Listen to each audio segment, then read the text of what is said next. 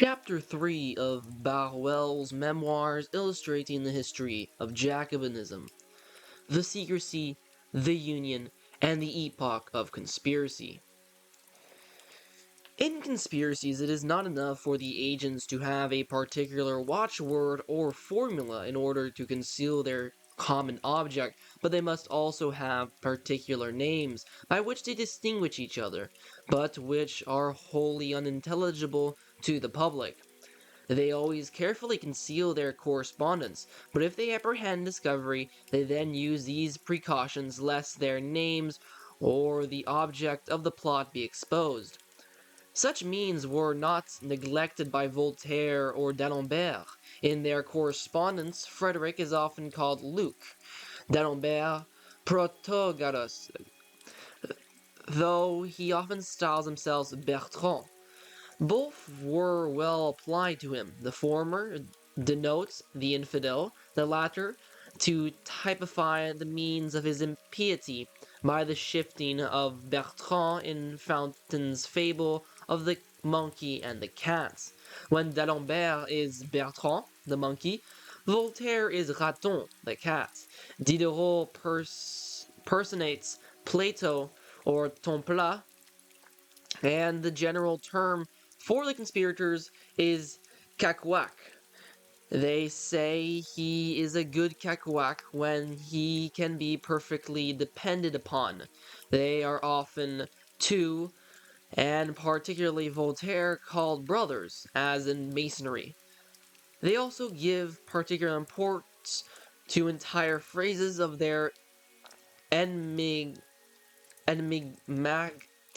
language. For example, the vine of truth is well cultivated, is tantamount to saying we make rapid progress against religion.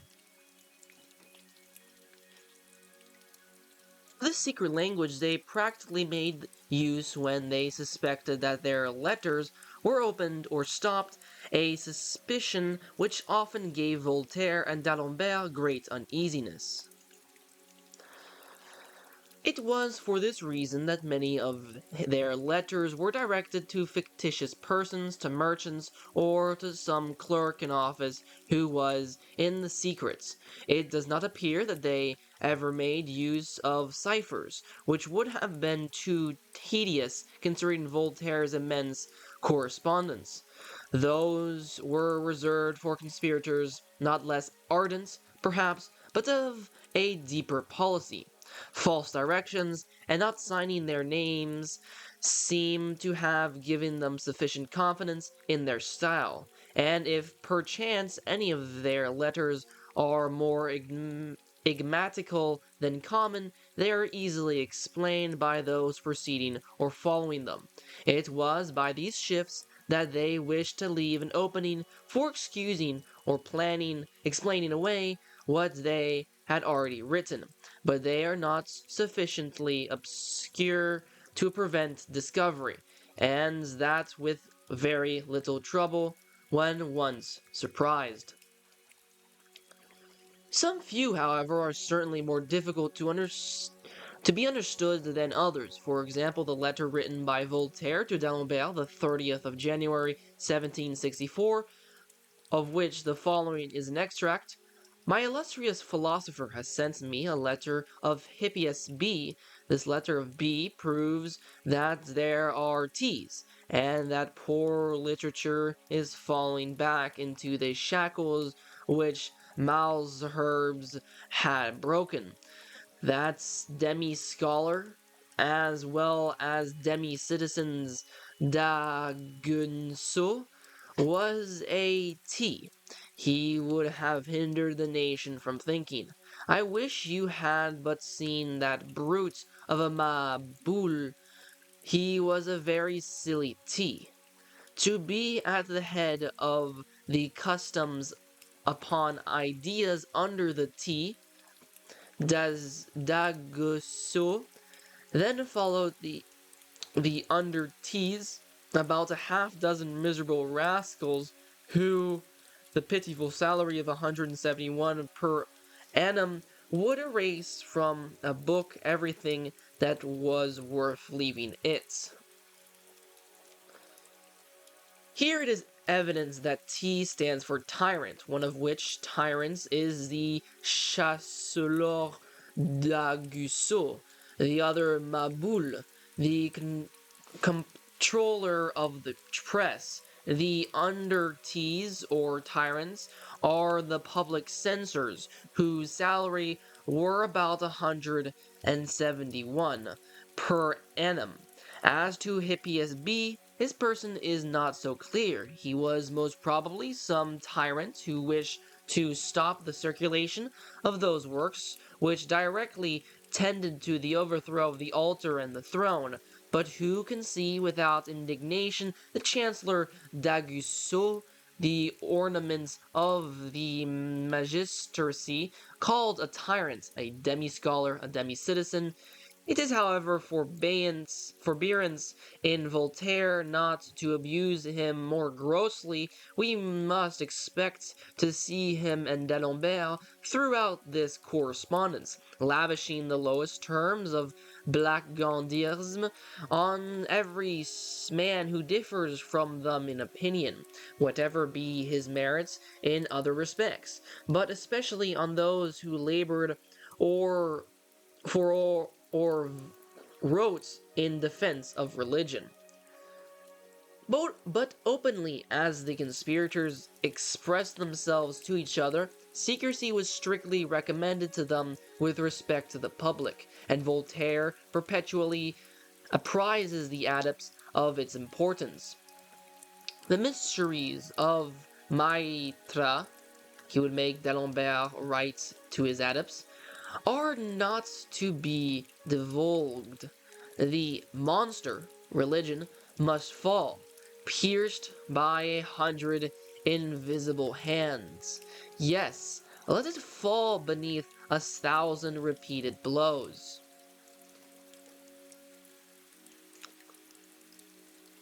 This secrecy, however, was not to be so much with respect to the object of the conspiracy, as the names of the conspirators and the means they employed for it was impossible for the rancorous hatred of Voltaire to disguise the wish of annihilating Christianity, but he had to fear on one side the severity of the laws, on the other the contempt and infamy which would certainly attach to himself and his disciples for the impudence of their falsehoods, and the effrontery of their calumnies.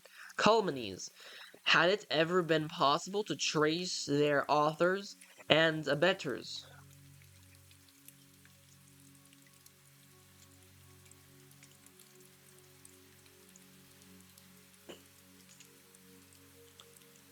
It is not the fault of history if it is obliged to represent the chief of the conspiracy as at once the most daring and most unrelenting in his hatred to Christ, yet the most desirous of concealing his attacks. Voltaire, secretly conspiring and making his means, is the same man as when bold and blaspheming.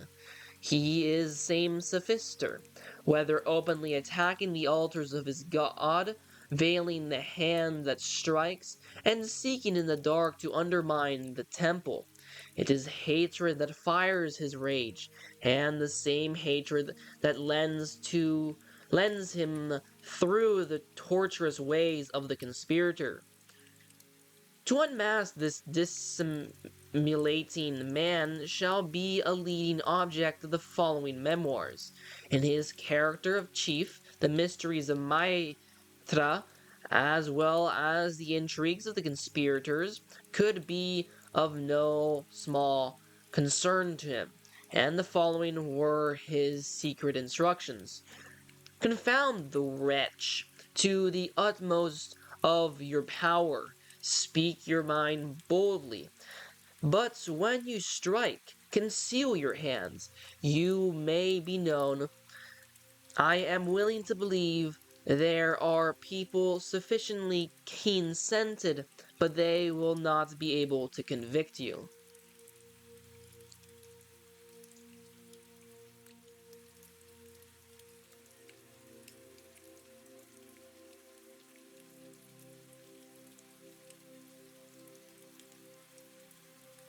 The Nile is said to spread around its fertilizing waters, though it conceals its head.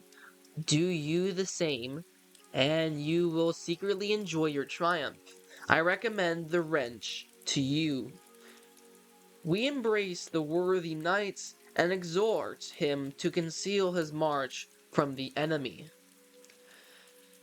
No precept is oftener repeated by Voltaire than this: strike but conceal the hand, and if by indiscretion any adept occasion discovery, he would complain most bitterly. He would even deny works that were the most notoriously his. I know not, says he, why people are so obstinately bent on believing me the author of the philosophical dictionary. The greatest service you can do me is to assert, though you even pledge your share in paradise, that I had no hand in the hellish work. There are 3 or 4 people who perpetually repeat that I have supported the good cause, and that I fight mortally against the wild beast. It is betraying one's brethren to praise them on such an occasion. Those good souls bless me, but they also ruin me. It is certainly his, they say, it is his style and manner. Ah, my brethren, what fatal words! You should, on the contrary, cry out in the public streets, it is not he, for the monster must fall pierced by 100 invisible hands. Yes, let it all fall beneath 1,000 repeated blows. It was in this art of secrecy and the skill of concealing his steps that D'Alembert was so much excelled. Him it was that Voltaire recommended to the brethren for imitation, as the hope of the flock.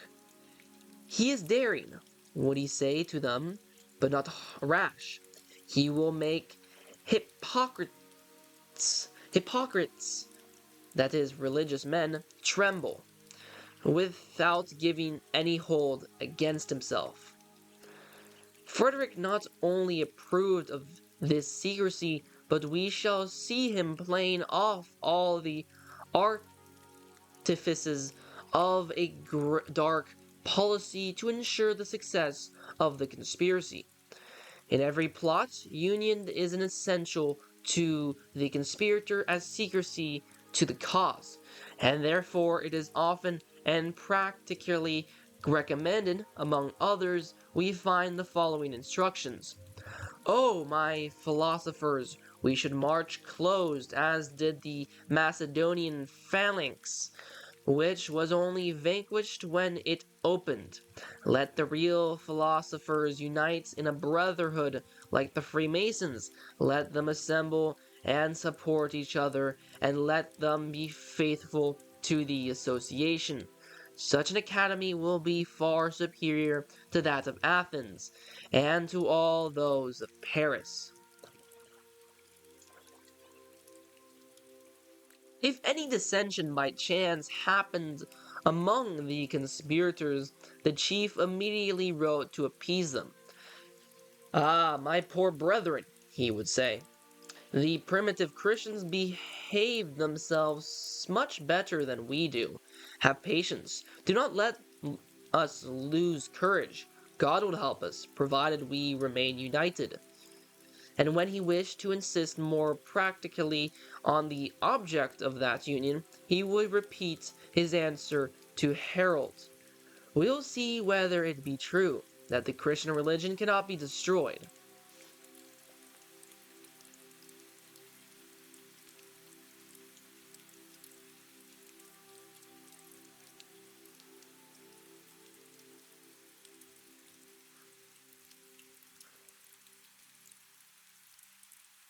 Most of these dissensions arose from the difference of opinion in the conspirators, and the discordancy of their sophism against Christianity, which often made them thwart each other. Voltaire, aware of the advantage it gave to religious writers, immediately enjoined d'Alembert to seek, if possible, a reconciliation with the atheists, deists, and Spinacists. The two parties, say he, must necessarily coalesce. I will wish you would undertake that reconciliation. Say to them, if you will omit the emetic, I will overlook the bleeding. This premier chief, always fearful lest their ardor should subside, and wishing to animate their zeal, would write to the other chiefs, I fear you are not sufficiently zealous. You bury your talents. You seem only contempt, while you should abhor and destroy the monster. Could not you crush him in a few pages, while you modestly hide from him that he falls by your pen? It was given to Meleager to kill the boar. Hurl the javelin, but hide your hand. Confronts me in my old age. He would write to a young adept who might be dejected through ill success. Courage! Do not suffer yourself to be dejected. Again, to bind them by the strongest ties of interest, he would tell them, through the medium of d'Alembert, such is our state, that we shall be the execration of mankind if we have not the better sort of people on our side. We must therefore gain them, cost what it will, labor then in the vineyard, and crush the wrench. Oh, crush the wrench. Thus clearly is every distinctive mark of the conspirator, as an enigmatical language, a common and secret wish, union, ardor, and perseverance to be seen in the first authors of the war against Christianity. Hence the historian is authorized to represent this coalition of sophisters as a real conspiracy against the altar. At length Voltaire not only avows it, but wishes every adept to understand that the war of which he was the chief was a true plot, and that each individual was to act the part of a conspirator. When he feared an excess in their zeal, he would write himself, or through d'Alembert, that in the war which they wage, they are to act as conspirators, and not as zealots. When the chief of these infidels makes so formal a declaration, when we find him so clearly ordering them to act as conspirators, it would be absurd to seek further proofs as to the existence of a conspiracy. I feel they have already been too numerous for the reader, but in a matter of such importance, I was to presume him equally rigid as myself with respect to its demonstration. Now, as nobody, unless blind to conviction, will deny this to have been a real conspiracy of the sophisters against Christ and his church, I will, before I close this chapter, try to ascertain its origin and epoch. If this conspiracy were to be dated from the day on which Voltaire consecrated his life to the annihilation of Christianity, we should look back to the year 1728, that being the time of his return from London to France, and his most faithful disciples inform us that he made his determination when in England. But Voltaire lived many years ruminating alone his hatred against Christ. It is true, he was already the official defender of every impious work that had the same tendency, but these were only the isolated productions of sophisters, writing singly, without any of the appurtenances of the conspirator, to form adepts, and to instill his hatred into them must be the work of time, and his efforts, unfortunately crowned with success, have greatly augmented their number. When, in 1750, he, by the express desire of the King of Prussia, took his departure for Berlin, of all the disciples whom he left in Paris, the most zealous were d'Alembert and Diderot, and it is to these two men that the coalition against Christ can be traced. Though it might not then have acquired all its strength, it certainly existed when the plan of the encyclopedia was decided on, that is to say, the very year that Voltaire left Paris for Berlin. Voltaire had formed his disciples, but d'Alembert and Diderot united them in one body to make that famous compilation, which may truly be styled the grand arsenal of impiety, whence all their sophisticated arms were to be directed against Christianity. Voltaire, who alone was worth a host of infidels laboring apart in the war against Christianity, left the encyclopedists for some time to their own schemes. But though his disciples had been able to form the coalition, they weren't capable of carrying it on. Their difficulties augmenting, they sought a man able to remove them, and without hesitation fixed on Voltaire. Or rather, to use the words of his historian, Voltaire, by his age, his reputation, and his genius, naturally became their chief. At his return from Prussia, about the year 1752, he found the conspiracy complete. Its precise object was the destruction of Christianity. The chief had first sworn it. The secondary chiefs, such as d'Alembert, Diderot, and even Frederick, notwithstanding his quarrels with the premier, were ever after leagued with him in the same bonds.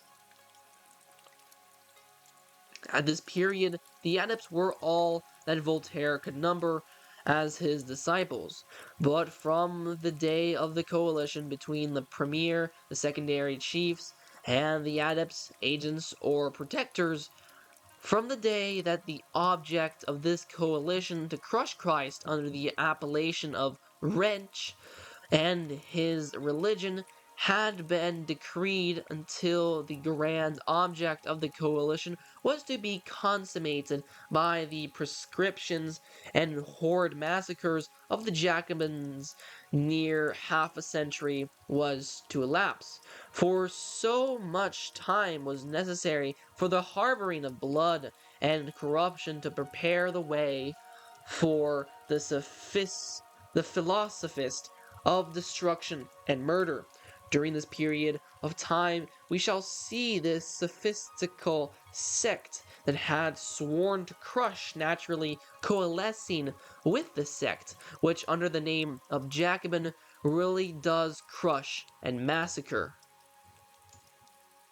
When then is the difference between the sophistical sect under Voltaire and d'Alembert, anticipating the murders of the French Revolution by their wishes and their conspiracies, and those sophisters who under the name of Jacobins overthrow the altar and imbue its steps with the blood of its priests and pontiffs? Do they not prescribe the religion of the same Christ, of the same God, whom Voltaire, d'Alembert, Frederick, and all the impious clan of adepts have sworn to crush and abhor? Will anyone tell us that there is any difference between the sophisms of the former and the pretexts of the latter, between the school of Voltaire and the maxims and the Jacobinical den?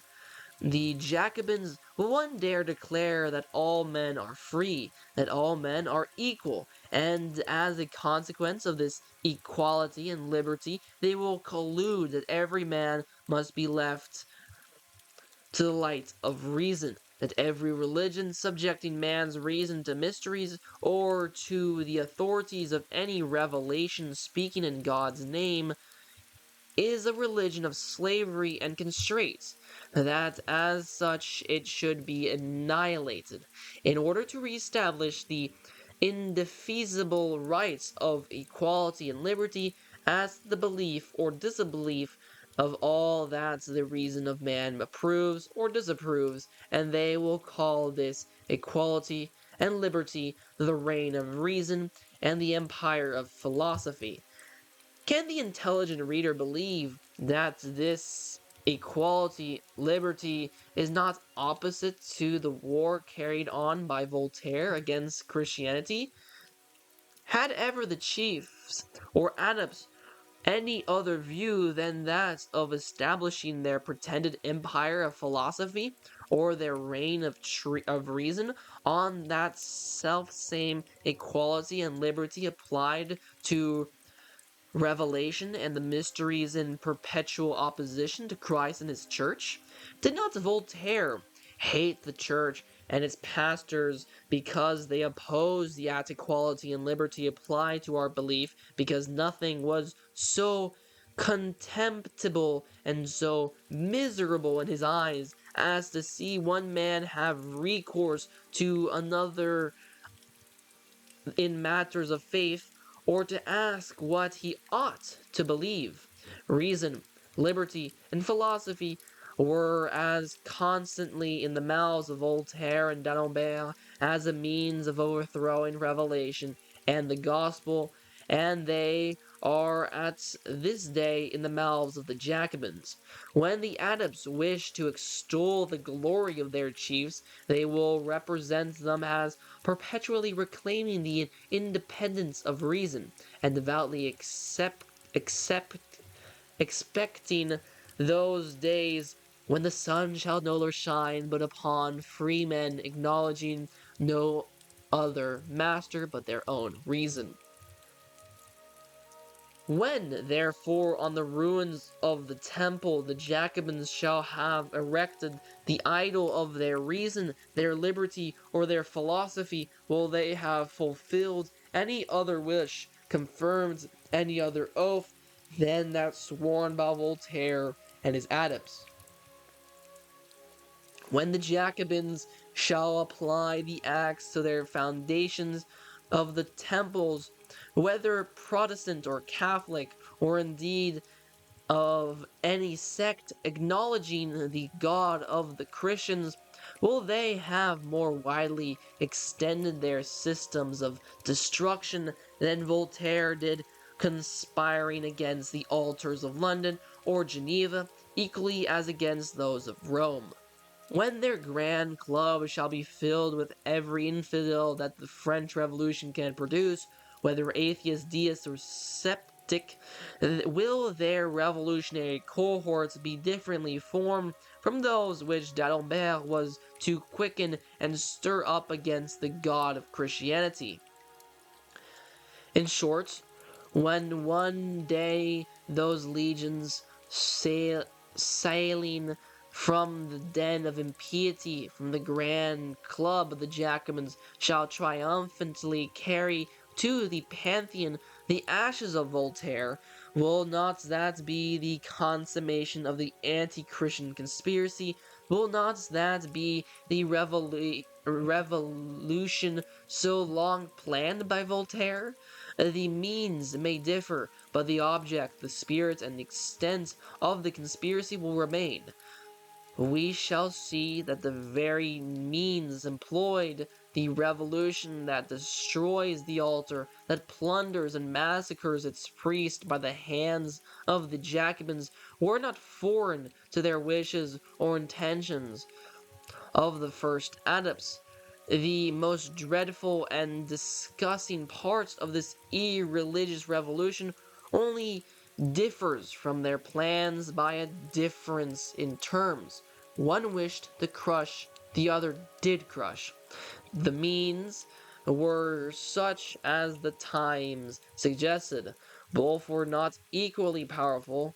We will now proceed to tear the veil from those dark intrigues successively employed by the sophisters during the half-century which precedes and prepared such scenes of blood and confusion.